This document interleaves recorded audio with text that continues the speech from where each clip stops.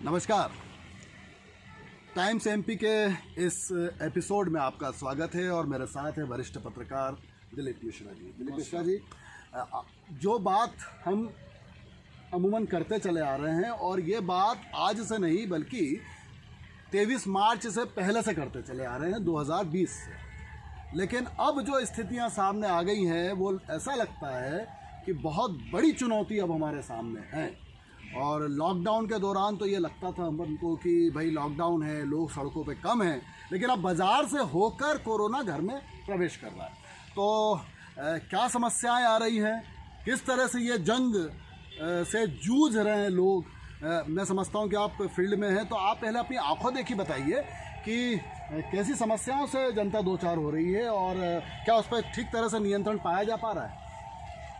अगर कोविड की बात की जाए तो देवास में इस समय कोविड तेज़ी से फैल रहा है। आज हालात ये हैं कि 2 से 3 दर्जन मरीज रोज़ आ रहे हैं।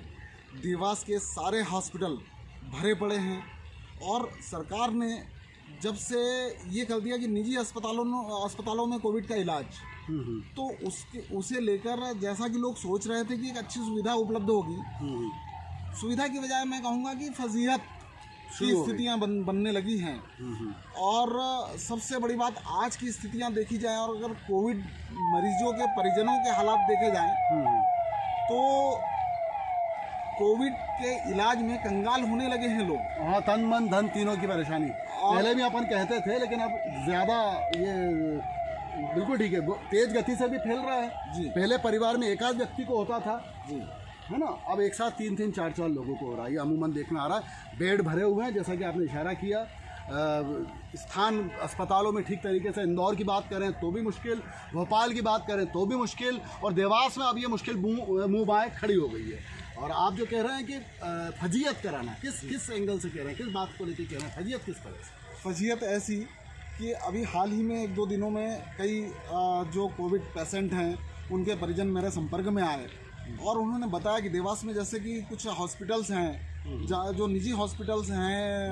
बात की जाए, देवास में विनायक हॉस्पिटल है, प्राइम हॉस्पिटल है, अमलताज हॉस्पिटल ऑलरेडी पहले से है ही, जहाँ भी संस्कार हॉस्पिटल हैं और भी निजी अस्पतालों में जहाँ मतलब कोविड का ट्रीटमेंट हो रहा है। तो इन अस्पतालों में पहली बात तो बेड खाली नहीं है, पूरे भरे हुए हैं। ऐसी स्थिति को देखते हुए शासकीय जो आंकड़े आ रहे हैं उन पर भी अब संदेह होने लगा है कि कहीं ना कहीं पेशेंटों की तादाद बहुत ज़्यादा है। और हालात ये हो रहे हैं कि जो कोविड पेशेंट के जो परिजन बता रहे हैं कि रेमडेसिविर इंजेक्शन जो जरूरी एंटीवायरल इंजेक्शन है और ये बहुत मतलब ज़रूरी माना जाता है, क्रिटिकल केसेस में ज़रूरी माना जाता है। इसकी ब्लैक मार्केटिंग एक बार फिर शुरू हुई। वो ये अपने देश की है ना, ये बहुत बड़ी समस्या है, बरसों से चली आ रही है। पहले गेहूं चावल अनाज पे होती थी सप्लाई एंड डिमांड को बढ़ाना है तो रोक दो। अब पता नहीं क्या बात हो रही है, कोई स्पष्टीकरण भी नहीं आ रहा सरकार की तरफ से। प्रशासन ने, उज्जैन में जरूर मालूम पड़ा कि उन्होंने एक स्ट्रिक्ट एक्शन लिया कि इससे ज़्यादा का अगर आपने बेचा तो सख्त कार्रवाई होगी। वो मैं आपको बता दूं। तो यहाँ पर 4000 मेरे एक अपन तो आंखों देख इसलिए कह रहे हैं कि ज़मीन से उठ के बात कर रही है, तो 4700 रुपये तक जी का एक इंजेक्शन मिला है। और इंजेक्शन बाज़ार में नहीं मिल रहे थे और लोग घबराए हुए थे और परेशान थे और अमूमन में समझ लो लोगों की आंख में आंसू तक थे। ये मैंने नहीं, ये जो 4700 का मिला किसे मिला है? आप जो बता रहे हैं ये बात सबसे मायने वाली बात, उससे मैंने बोला आप बिल बनवाइए बस बराबर। ये जो 4700 का जो मिला है, ये आप चूँकि पत्रकारिता से की फील्ड से जुड़े हुए हैं, अपने जैसे लोग उसमें लगे हुए थे, इस वजह से 4700। देवास में अगर मैं आपको बताना चाहूँगा, जो मुझे मरीजों के अटेंडर्स से जो मेरी बात हुई, 6-6 हज़ार रुपये तक। हाँ, और यही इंजेक्शन अभी कुछ दिन पहले 1900 रुपये में मतलब उपलब्ध हो रहा था। और अभी एक पेशेंट की बात करूं मैं, ये बहुत विशेष इंजेक्शन है इसलिए बात की जाए। हाँ, एक निजी हॉस्पिटल में एडमिट एक पेशेंट के अटेंडर का कहना है कि उसे शुरुआती 2 इंजेक्शन मिले 1900 रुपये में और उसके बाद में उसे इंजेक्शन मिले 5400 रुपये में। अब आप बताइए, सप्लाई और डिमांड का मामला बाजार हिंदुस्तान में भी खड़ा होगा।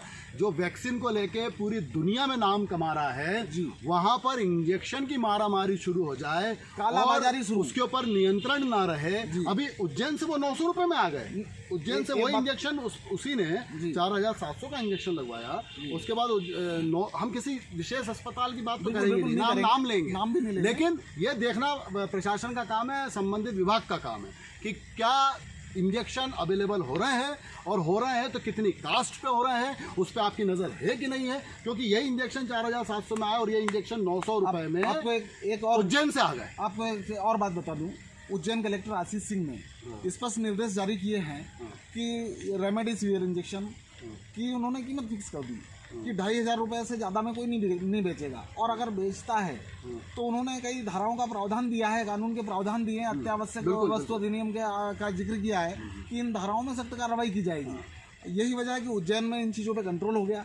आज हमारे देवास में प्रशासन इस बारे में पूरी तरह से लापरवाह बना हुआ है। प्रशासन ने आज तक कोई निर्देश जारी नहीं किए होती है। हाँ, तो और ऐसी स्थिति में ये कालाबाजारी बड़े पैमाने पर हो रही है।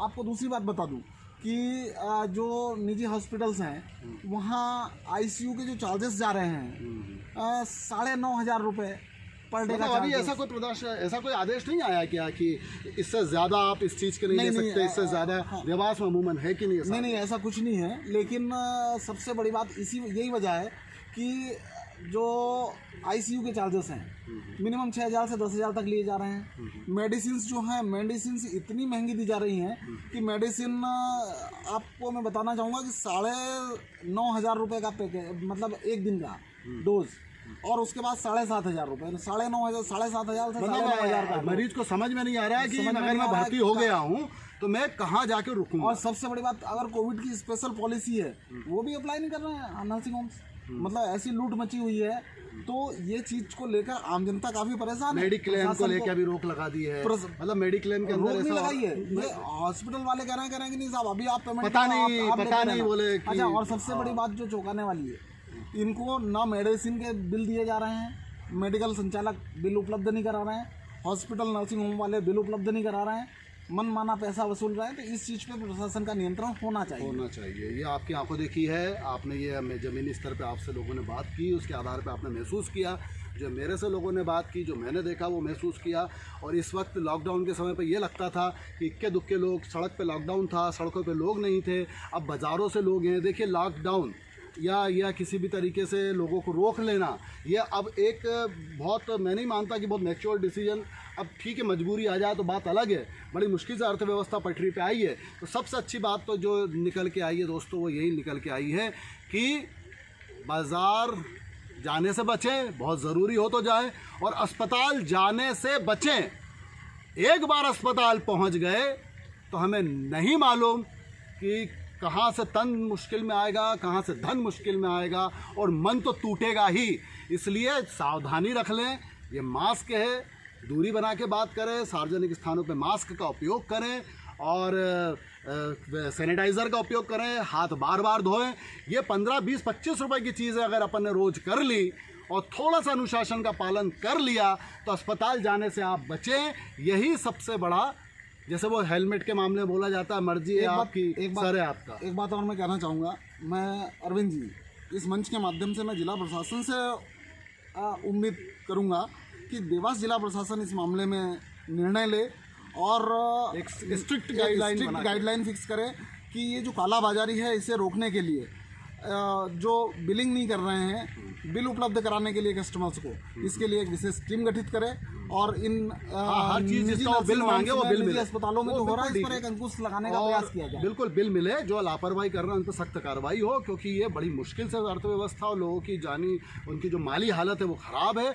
और ऐसे में अगर इंजेक्शन के भाव आसमान को छूने लगेंगे तो फिर वैक्सीन के नाम पे पूरी दुनिया में नाम कमाने वाले भारत के छोटे छोटे शहर सवाल पूछने लगेंगे सरकार से ही कि आप एक तरफ टीका तो लगवाइए। अच्छा, वो अपन बात करेंगे टीके पे भी, वैक्सीन के ऊपर भी, लेकिन लास्ट में मैंने आपसे वही बोला, वक्त वो आता है तो जब ये कहा जाता मरता क्या ना करता, यानी उस वक्त आदमी बेचारा सब कुछ करने को तैयार हो जाता है और एक बार ठीक होने के बाद मन मार के बैठ जाता है, क्योंकि कई साल वो पीछे चला जाता है। इसलिए ज़रूरी है नियमों का पालन कर लीजिएगा, हमने आपको भयावह स्थिति बतला दी है कि अस्पताल में जाने के बाद किस तरह से परेशान होता है। जिसके ऊपर आती है वही जानता है कि उसके ऊपर क्या बीतती है, वो ना बीते इसकी शुभकामनाएं हैं। आप सार्वजनिक स्थानों पर कड़ाई से कोरोना की गाइडलाइन का पालन कीजिए, यही एकमात्र इलाज है। खुद बचिए और दूसरों को बचाइए। बहुत बहुत धन्यवाद।